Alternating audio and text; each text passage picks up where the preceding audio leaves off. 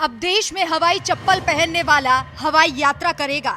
ये बयान देश के प्रधानमंत्री नरेंद्र मोदी ने फरवरी 2023 में कर्नाटक के शिवमोगा में उस वक्त दिया था जब वो सरकार की उड़ान योजना के तहत हवाई अड्डे का उद्घाटन करने के लिए पहुंचे थे।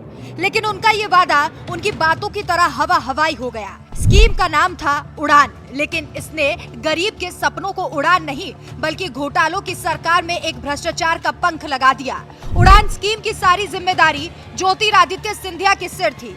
हाल ही में कैग की रिपोर्ट में सनसनीखेज खुलासे हुए जिनसे मोदी सरकार बुरे तरीके से हिल गई। स्वास्थ्य से लेकर हवाई उड़ान तक के मंत्रालय में सरकार ने कई घोटाले किए। इन्हीं घोटालों में सिंधिया के मंत्रालय की उड़ान स्कीम का भी नाम था।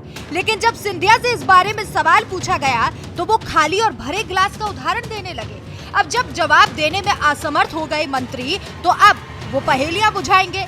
सबसे पहले ये समझना जरूरी है कि ये घोटाला क्या था।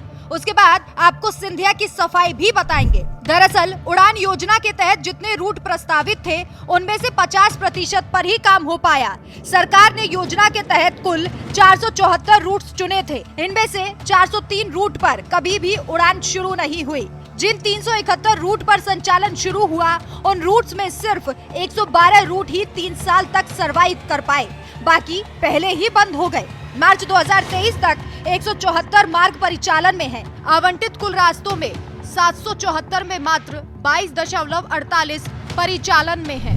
इस खुलासे के बाद सिंधिया पर उंगली उठाई जाने लगी और अब जब मंत्री जी से सवाल किया गया तो उन्होंने बात को घुमा दिया। दरअसल जनसत्ता में छपी एक खबर के अनुसार सिंधिया से कैग की रिपोर्ट पर अपना पक्ष रखने के लिए कहा गया तो उन्होंने कहा, अगर मैं आपके सामने एक गिलास पानी रख दूं तो आप कहोगे कि ये 3/4 भरा हुआ है लेकिन 1/4 खाली है।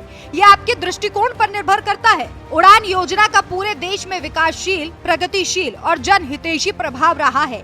1,31,00,000 लोग जो कई देशों की आबादी के बराबर है। इतने लोग जो हवाई यात्रा का सपना नहीं देख सकते, आज वो उड़ान की वजह से सफर कर पा रहे हैं।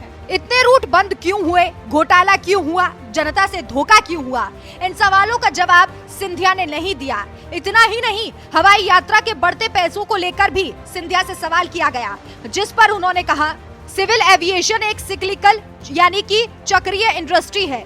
ऐसा भारत ही नहीं अंतर्राष्ट्रीय स्तर पर है। इस इंडस्ट्री में हाई सीजन आता है, फिर लो सीजन आता है। एक बार फिर से मंत्री जी ने वही रटे रटाए जवाब दिए जो उन्हें सिखाए गए थे। लेकिन इन सब से एक बात तो साफ हो गई कि हवाई चप्पल पहनने वालों को सफर का मौका मिला हो या ना मिला हो, लेकिन मंत्रालयों में घोटाला करने का मौका मोदी सरकार के मंत्रियों को जरूर मिल गया। आपकी इस खबर पर क्या राय है, हमें कमेंट करके जरूर बताएं।